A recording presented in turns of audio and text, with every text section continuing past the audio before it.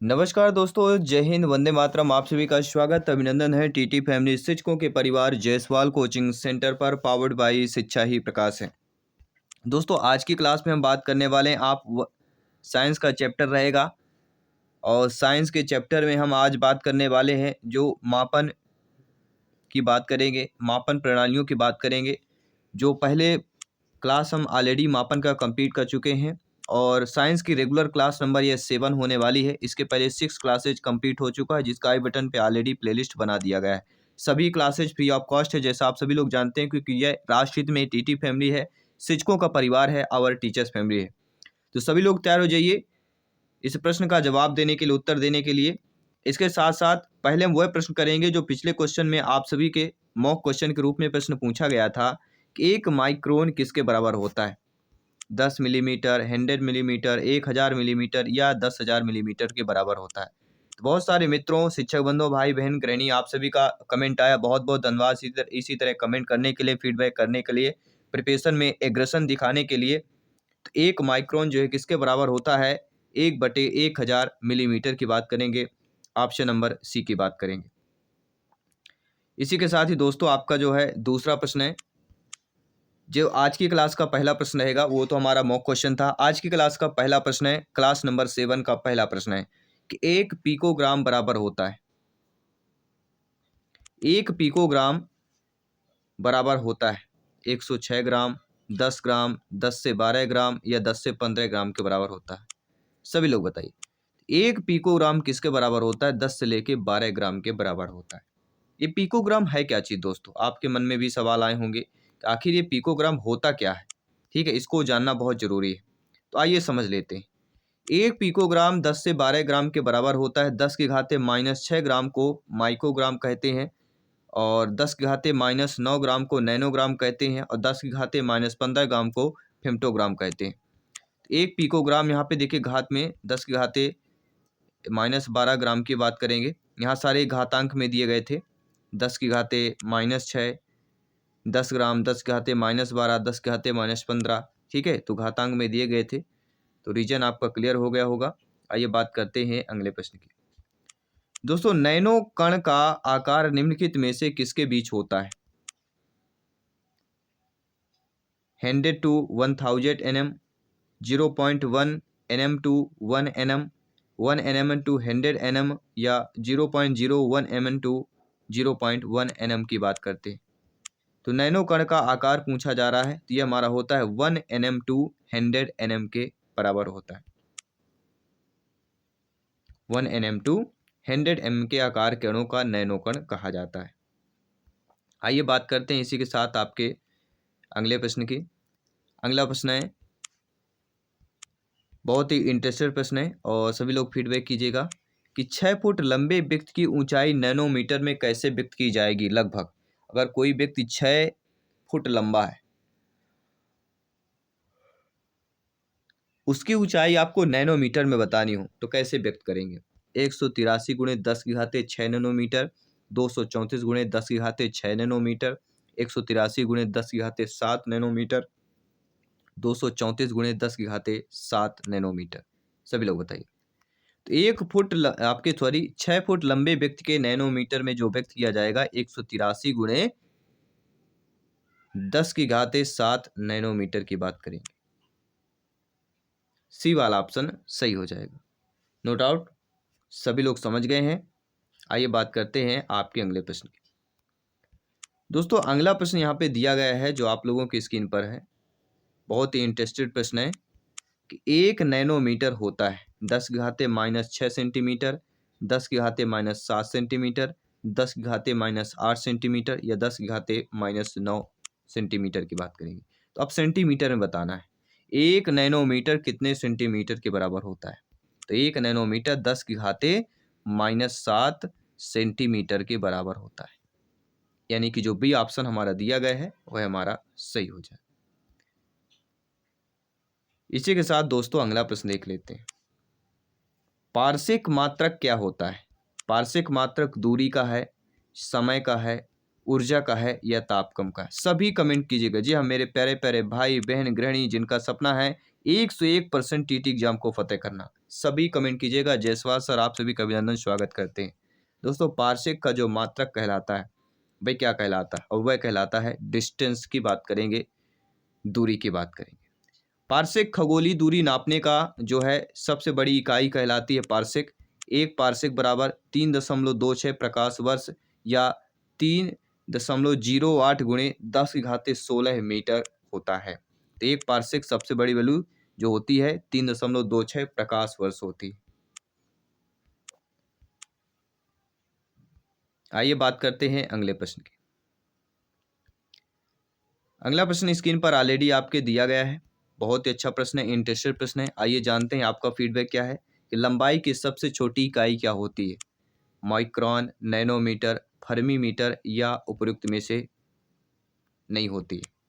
तो लंबाई की सबसे छोटी यूनिट इकाई पूछा जा रहा है और वह होती है फर्मीमीटर। लंबाई की सबसे छोटी यूनिट हमारी क्या होती इकाई, वह होती फर्मीमीटर होती। एक माइक्रोन बराबर 10⁻⁻6 मीटर होता है। एक नैनोमीटर बराबर 10⁻⁻9 मीटर। एक एंगस्ट्रॉन बराबर 10⁻10 मीटर और एक फर्मीमीटर बराबर 10⁻15 मीटर। जी हाँ, 10⁻15 मीटर। तो फर्मीमीटर जो होती है लंबाई की सबसे यूनिट और इकाई हमारी कहलाती है। इसी के साथ अगला प्रश्न है कि एक नैनोमीटर बराबर होता है 10⁻9 मीटर, 10⁻10 मीटर, 10⁻6 मीटर, 10⁻3 मीटर। सभी बताइएगा। तो एक नैनोमीटर किसके बराबर होता है, आपके 10⁻9 मीटर के बराबर होता है। तो यहाँ पे जो पहला ऑप्शन दिया गया था वह हमारा सही हो जाएगा। ठीक है, एक नैनोमीटर किसके बराबर होता है, 10⁻9 मीटर। और गणित में 1 से 1 अरबवें भाग को नैनो कहा जाता है। 1 से 1 अरबवें भाग को नैनो कहा जाता है और इसको एक उपसर्ग के रूप में प्रयोग किया जाता है।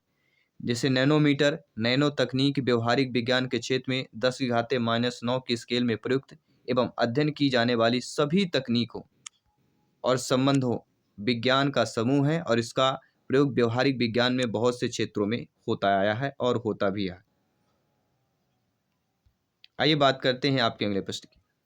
अगला प्रश्न है, एक कण जिसकी कम से कम एक विमा 10⁻⁻7 मीटर से कम हो क्या कहलाता है। माइक्रो पार्टिकल, मिली पार्टिकल, नैनो पार्टिकल या माइक्रो पार्टिकल की बात करते हैं। तो एक कण जिसकी कम से कम एक विमा 10⁻⁻7 मीटर से कम हो वह क्या कहलाता है, वह कहलाता है नैनो पार्टिकल। क्या कहलाता है दोस्तों, नैनो पार्टिकल कहलाता है। जी हाँ दोस्तों, नैनो तकनीक या कह सकते हैं नैनो प्रौद्योगिकी व्यवहारिक विज्ञान के क्षेत्र में 10⁻9 स्केल में प्रयुक्त और अध्ययन की जाने वाली सभी तकनीकों और संबंधित विज्ञान का समूह है। अर्थात एक कण जिसकी कम से कम एक विमा 10⁻⁻7 मीटर के कम है और नैनो पार्टिकल कहलाता है जिसका अध्ययन नैनो प्रौद्योगिकी में किया गया है। अगला जो प्रश्न है कि एक पार्सेक तारों संबंधी दूरियां मापने का मात्रक बराबर होता है 4 से 25 प्रकाश वर्ष, 3 से 25 प्रकाश वर्ष, 4.50 प्रकाश वर्ष, 3 से 0.5 प्रकाश वर्ष। सभी बताइएगा कितने प्रकाश वर्ष। एक पार्सेक जो होता है तारों संबंधी दूरियां मापने का जो मात्रक होता है वह हमारा 3 से 25 प्रकाश वर्ष होता है। 3 to 25, 3.25 लाइट ईयर्स कितना होता है, 3.25 लाइट ईयर्स होता है। एक पार्सेक जो होता है 3.08 गुणे 10⁻16 मीटर होता है। एक प्रकाश वर्ष होता है 9.46 गुणे 10⁻15 मीटर और एक पार्सेक की वैल्यू 3.262 प्रकाश वर्ष होती है। तो आई होप सभी लोग समझ गए हैं। आइए बात करते हैं अगले प्रश्न की। दोस्तों यांत्रिक ऊर्जा के एसआई क्या होती है। जूल होता है, वाट होता है, न्यूटन सेकंड होता है, जूल सेकंड होता है, क्या होता है। तो यांत्रिक ऊर्जा की एसआई यूनिट पूछी जा रही है। एसआई इकाई जो होती है वह होती है जूल। यांत्रिक ऊर्जा की एसआई क्या होती है, जूल होती है। देखिए किसी वस्तु को कार्य करने की क्षमता को ऊर्जा कहते हैं और यांत्रिक ऊर्जा का एसआई मात्रक जूल है और जूल हमारी कौन सी है, एक आपकी अदिश राशि कहलाती है। अगला प्रश्न है कार्य का मात्रक क्या होता है। जूल, न्यूटन, वाट या डाइन होता है। सभी कमेंट कीजिएगा। तो कार्य का मात्रक यहाँ पे पूछा जा रहा है, तो कार्य का मात्रक क्या होता है? जूल होता है। क्या हो जाएगा? किसी वस्तु पर बल लगाकर बल की दिशा में वस्तु का विस्थापन उत्पन्न करना कार्य कहलाता है। यह एक अदिश राशि होती है। कार्य का मात्रक जूल या न्यूटन मीटर होता है। यदि बल और विस्थापन परस्पर लंबवत होते हैं तो कोई भी कार्य संपन्न हुआ नहीं माना जाता। कोई भी कार्य संपन्न हुआ कब नहीं माना जाता? जब बल और विस्थापन परस्पर अगर लंबवत हों तो कोई भी कार्य संपन्न हुआ जो है शून्य माना जाता है। यह उस कार्य को संपन्न नहीं माना जाता है। आइए बात करते हैं अगले प्रश्न की। दोस्तों, तेल का एक बैरल निम्न में से कितने लगभग कितने का होता है? 131 लीटर, 59 लीटर, 179 लीटर, 201 लीटर। सभी बताइएगा। तो बैरल नाप में होता है, एक तेल का बैरल कहा जाता है। आपने सुना होगा इतने बैरल तेल का इतने रुपए है, तो बैरल में होता है अक्सर। तो ये बैरल जो है कितने लीटर का एक बैरल होता है? तो दोस्तों 159 लीटर का एक बैरल, जी हाँ, तेल का एक बैरल जो है 159 लीटर के बराबर होता है। और कच्चा तेल मापने में सामान्यतः बैरल यूनिट का ही उपयोग किया जाता है। इसकी कच्चे तेल की बात कर रहे हैं। अगला प्रश्न है, निम्नलिखित में से कौन सा सही सुमेलित नहीं दिया गया है? आइए ध्यानपूर्वक समझते हैं। नाट जहाज के चाल की माप है। नाटिकल मील नौ संचालन में प्रयुक्त दूरी की इकाई है। एंगस्ट्रॉम प्रकाश के तरंगदैर्घ्य की इकाई है। प्रकाश वर्ष समय के मापन की इकाई है। कौन सा सुमेलित नहीं है? देखिए, नाट जो कहलाता है जहाज के चाल की माप कहलाती है। जो नाटिकल मील होता है यह नौ संचालन में प्रयुक्त दूरी की इकाई कहलाती है। और एंगस्ट्रॉम जो होता है वो प्रकाश के तरंगदैर्घ्य की इकाई कहलाती है। लेकिन प्रकाश वर्ष जो है समय मापन इकाई है, ये आपको सुमेलित नहीं है। तो प्रकाश वर्ष किसके लिए होता है? देखिए, प्रकाश द्वारा एक वर्ष में चली गई दूरी एक प्रकाश वर्ष कहलाती है। और प्रकाश वर्ष खगोलीय दूरी मापने की एक इकाई है, यूनिट है। और नाट जहाज के चाल की इकाई है तथा नाटिकल मील समुद्र में नौ संचालन से दूरी की इकाई है। और प्रकाश के तरंग दैर्घ्य की माप के लिए एंगस्ट्रॉम का प्रयोग किया जाता है, जो हम ऑलरेडी आपको बता चुके हैं। अगला प्रश्न क्या कह रहा है दोस्तों कि चंद्रमा की सतह से एक चट्टान को पृथ्वी पर लाया जाता है, तब इसका द्रव्यमान बदल जाएगा। तब इसका भार तथा द्रव्यमान दोनों बदल जाएंगे। तब इसके भार तथा द्रव्यमान दोनों अपरिवर्तित रहेंगे। तब इसके भार बदल जाएगा परंतु द्रव्यमान नहीं बदलेगा। तो चंद्रमा की सतह से एक चट्टान को पृथ्वी पर लाया जाता है, तब इसका भार बदल जाएगा परंतु द्रव्यमान नहीं बदलेगा। क्या होगा? केवल भार बदलेगा। अगर चंद्रमा की सतह से एक चट्टान पृथ्वी में लाया जाता है, इसका क्या है? भार बदल सकता है लेकिन द्रव्यमान वही रहेगा। देखिए, चंद्रमा पर गुरुत्वीय त्वरण पृथ्वी के गुरुत्वीय त्वरण का 1/6 भाग है। अतः पृथ्वी पर किसी वस्तु का भार मिलीग्राम, तो चंद्रमा पर उसी का भार क्या है? मिलीग्राम/6 हो जाता है। तो पृथ्वी पर चंद्रमा की चट्टान का भार क्या है? बढ़ जाएगा, परंतु दोनों स्थानों पर उस वस्तु का द्रव्यमान जो है m किलोग्राम ही रहेगा। अर्थात पत्थर को चंद्रमा की सतह से पृथ्वी की सतह पर लाने पर उसका द्रव्यमान नहीं बदलेगा लेकिन भार बदल जाएगा। अगला प्रश्न है कि माप की कौन सी इकाई यूनिट को 0.39 से गुणा करने पर इंच प्राप्त होगा? किस इकाई को हम 0.39 से गुणा कर दें कि हमें इंच प्राप्त हो जाए?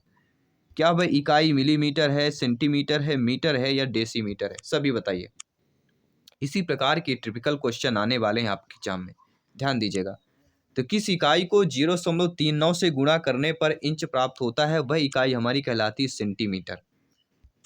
जी हाँ दोस्तों, सेंटीमीटर में अगर हम 0.3937 का गुणा करने पर इंच प्राप्त होता है। और 1 मीटर बराबर 39.37 इंच होता है। और 1 फुट बराबर 12 इंच होते हैं, जो आप सभी लोग जानते हैं। इसी के साथ आपका अगला प्रश्न है दोस्तों, इलेक्ट्रॉन वोल्ट इकाई होती है। इलेक्ट्रॉन वोल्ट की क्या इकाई होती है? ऊर्जा की है, इलेक्ट्रॉन के आवेश की है, विभवांतर की है या शक्ति की इकाई होती है? इलेक्ट्रॉन वोल्ट किसकी इकाई होती है? यह किसका यूनिट है? Electron volt. तो ये दोस्तों आपके ऊर्जा एनर्जी का जो है इकाई आपकी इलेक्ट्रॉन वोल्ट हो जाती है। जी हाँ दोस्तों, आइए बात करेंगे अगले प्रश्न की। कोई भी डाउट हो बेफिक्र आप लोग कमेंट कर सकते हैं। आपका प्रत्येक कमेंट फीडबैक सर्वोपरि है। श्रीमान है जायसवाल सर, आप सभी का अभिनंदन स्वागत करते हैं। दोस्तों अगला प्रश्न है बेहतरीन बेमिसाल प्रश्न है कि निम्नलिखित एसआई यूनिटों में कौन सा सही सुमेलित नहीं है? कार्य का जूल, बल का न्यूटन, द्रव्यमान का किलोग्राम, दाब का डाइन। सभी लोग बताइए। तो हम सभी लोग जानते हैं एसआई यूनिट में कार्य का जूल होता है, बल का न्यूटन होता है, द्रव्यमान का किलोग्राम होता है, लेकिन दाब का आपका डाइन नहीं होता है। तो दाब का क्या होता है, सही बताइए। देखिए सारी चीजें हम बताने वाले हैं। कार्य का जूल, बल का न्यूटन, द्रव्यमान का किलोग्राम और दाब का हमारा पास्कल होता है। ठीक है। और सीजीएस प्रणाली में जो है बल का मात्रक डाइन माना गया है, सीजीएस प्रणाली में। अगला प्रश्न देख लेते हैं, स्क्रीन पर दिया गया है। डेसिबल इकाई का प्रयोग किसके मापन में होता है? वह प्रकाश का वेग है, ऊष्मा की तीव्रता है, ध्वनि की तीव्रता है या रेडियोधर्मी आवृत्ति है? सभी बताइएगा। तो डेसिबल इकाई का प्रयोग किसके मापन में किया जाता है? तो वह हम बात करेंगे ऊष्मा की तीव्रता, इंटेंसिटी ऑफ हीट की बात कर रहे हैं। ध्वनि की तीव्रता डेसिबल में मापते हैं। प्रकाश वर्ष खगोलीय दूरी मापन की इकाई है। एक प्रकाश वर्ष बराबर 9.46 गुणे 10⁻15 मीटर के बराबर होता है। और कैलोरी जो होती है वह ऊष्मा की मात्रा मापने की यूनिट होती है, इकाई होती है। इसके बाद दोस्तों अगला प्रश्न है, ध्यान दीजिएगा इस प्रश्न को, बहुत ही इंटरेस्टेड प्रश्न दिया गया है कि डेसिबल किसे नापने के लिए प्रयोग में लाया जाता है? खून में हीमोग्लोबिन के, पेशाब में शक्कर की, वातावरण में ध्वनि की या वायु में कण की? तो बहुत ही सिंपल सा प्रश्न, जब भी डेसिबल का जिक्र होता है यह हमें ध्वनि से संबंधित होता है, तो यहाँ पे सी ऑप्शन ऑलरेडी सही हो जाएगा। और आप सभी लोग जानते हैं डेसिबल वातावरण में ध्वनि की तीव्रता मापने के लिए प्रयोग में लाया जाता है। ध्वनि की तीव्रता का मात्रक डेसिबल होता है। साधारण बातचीत जो होती है वह 30 से 40 डेसिबल होती है, और जो तेज बातचीत होती है वह 50 से 60 डेसिबल होती है, और जो लाउड स्पीकर होता है वह 70 से आपके 80 डेसिबल की बात करते हैं। अब सूची दी गई होगी, इन दोनों सूचियों को मिलान करना है, नीचे ऑप्शन जो दिया गया उसे हमें बताना है। क्यूसेक, बाइट, रेक्टर, बार, दाब, भूकंप की तीव्रता, द्रव प्रवाह की दर, कंप्यूटर, इनकी यूनिट बताना है। तो हम सभी लोग जानते हैं क्यूसेक की यूनिट क्या होती है, द्रव प्रवाह की दर कहलाती है। बाइट की क्या होती है, कंप्यूटर होता है। और रेक्टर की बात करते हैं तो रेक्टर की भूकंप की तीव्रता होती है, और बार होता है किसका, दाब का यूनिट। तो यहाँ पे देखिए किस ऑप्शन में हमारा हो जाए, बी ऑप्शन जो दिया गया है 3421 हमारा सही हो जाएगा। ठीक है। क्यूसेक द्रव प्रवाह की दर की मात्रा, जबकि बाइट कंप्यूटर की संग्रहण क्षमता के मापन की इकाई है। भूकंप की तीव्रता का मापक रिक्टर पैमाना है, जबकि बार वायुमंडलीय दबाव का मात्रक है, जिसे वायुमंडलीय स्थिति स्पष्ट हो जाती है। दूसरा भी आपका इसी प्रकार दिया गया है, ऑप्शंस आपके दोनों तरफ दिए गए हैं। तरंग दैर्ध्य, ऊर्जा, ध्वनि की तीव्रता, आवृत्ति, हर्ट्ज, एंगस्ट्रॉम, जूल और डेसिबल, इनकी यूनिट बताना है। तो तरंग दैर्ध्य हम किससे मापते हैं, सभी लोग बताइए। एंगस्ट्रॉम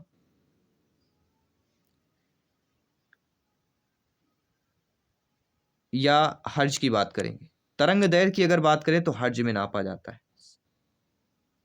या एंगस्ट्रॉम में मापा जाता है, सभी बताइए। Angstrom is the right answer.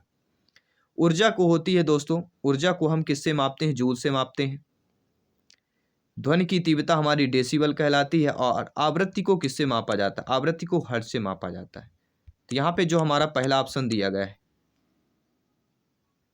कि ये एंगस्ट्रॉम तरंग दैर्ध्य, ऊर्जा हो गया जूल, ध्वनि हो गई डेसिबल और आवृत्ति हो गया हर्ट्ज। पहला ऑप्शन जो दिया गया वह हमारा सही हो जाएगा। ठीक है। तरंग दैर्ध्य का मात्रक एंगस्ट्रॉम, ऊर्जा का मात्रक जूल, ध्वनि की तीव्रता डेसिबल और आवृत्ति का मात्रक हर्ट्ज होता है। इसी के साथ अगला भी आपका सूची में ही दिया रहेगा, और क्या दिया गया है आइए जानते हैं। वाट, नाट, नॉटिकल मील और कैलोरी, ऊष्मा, नौसंचालन, समुद्री जहाज की गति और शक्ति, किसका किससे संबंध है, सभी बताइए। तो वाट का संबंध आपका किससे हो जाता है दोस्तों, वाट का संबंध नौसंचालन से होता है। नाट का संबंध किससे हो जाता है, नाट का संबंध समुद्री जहाज की गति से हो जाता है। किससे होता है, वाट का संबंध नौ संचालन से, नाट का संबंध समुद्री जहाज की गति से हो जाता है, और नाटिकल मील ऊष्मा से हो जाता है, और कैलोरी का सभी लोग जानते हैं किससे हो जाएगा, कैलोरी का शक्ति से हो जाता है। ठीक है। तो वाट शक्ति की इकाई अगर बात करें, वाट किसकी होती है, शक्ति की इकाई होती है। नाट जो होता है समुद्री जहाज की गति होती है। नॉटिकल मील नौ संचालन प्रयुक्त में दूरी तथा कैलोरी ऊष्मा तथा मापन किया जाता है। कैलोरी किसकी, ऊष्मा के मापन के लिए। अगला प्रश्न देख लेते हैं दोस्तों। निम्नलिखित में से कौन सा युग्म सही सुमेलित नहीं है? प्रकाश वर्ष, दूरी की इकाई, पारसेक गलत दिया गया है। डेसिबल ध्वनि की, हर्ज आवृत्ति की। तो पारसेक किसकी यूनिट होती है? समय की तो होती नहीं है। तो पारसेक हमारी किसकी होती है? सभी बताइए। पारसेक लंबाई खगोलीय इकाई। पारसेक जो होता है लंबाई की खगोलीय इकाई कहलाती है। पारसेक का प्रयोग खगोल शास्त्र में होता है और एक पारसेक की वैल्यू कितनी होती है? 3.085 गुणे 10 की घाते 16 मीटर के आसपास होती है। तो पारसेक मतलब क्या हो गया? लंबाई की खगोलीय इकाई, खगोलीय दूरी की इकाई प्रकाश वर्ष, ध्वनि की तीव्रता की इकाई डेसिबल, हर्ट्ज आवृत्ति की इकाई। तो लगभग आपने इतने बार हमने रिपीट कर लिया कि आई होप सभी लोग समझ गए होंगे। सूची से एक दो प्रश्न अवश्य आएंगे। अगला है मेगावाट बिजली के नापने की इकाई है जो उत्पादित की जाती है, उपभोग की जाती है, बचत की जाती है, ट्रांसमिशन में हास हो जाती है। तो मेगावाट जो है बिजली के नापने की इकाई है, वही इकाई है जो आपके उत्पादित की जाती है। बिजली क्या है? उत्पादित तो किया जाता है। तो बिजली की यूनिट की किसमें हम नापते हैं? मेगावाट में नापते हैं। मेगावाट बिजली के नापने की इकाई है जो उत्पादित की जाती है। वाट जो है विद्युत शक्ति की इकाई है जो प्रति सेकंड 10 की घात 7 अर्घ या 1 जूल कार्य के समतुल्य होती है। किलोवाट जो होता है यह विद्युत शक्ति इकाई होती है जो आपके 1000 वाट पर लगभग 1.34 अश्व शक्ति के बराबर होती है। अगला प्रश्न रहेगा जो आप सभी के लिए मॉक क्वेश्चन के रूप में रहेगा। टैकियान से क्या तात्पर्य होता है?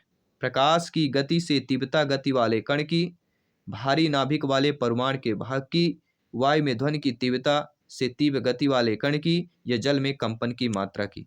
तो टैकियान से तात्पर्य क्या होता है? यह आपको कमेंट करके बताना है। मॉक क्वेश्चन में यह प्रश्न आप सभी को दिया जा रहा है। साथ ही साथ 25 प्रश्नों में से आपने कितना स्कोर प्राप्त किया ये भी आपको कमेंट बॉक्स में अवश्य शेयर करना है।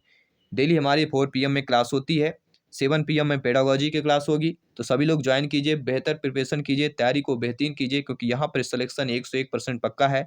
120 में से 100% स्कोर आप लोगों को अवश्य क्रैक करना है। इस टीटी एग्जाम को क्रैक करना है, अव्वल आना है, अपनी तैयारी के प्रिपरेशन को मजबूत करना है ताकि आप लोग एग्जाम को फतेह कर सकें। भाई जायसवाल सर सभी मित्रों को जय हिंद, वंदे मातरम। धन्यवाद सभी का।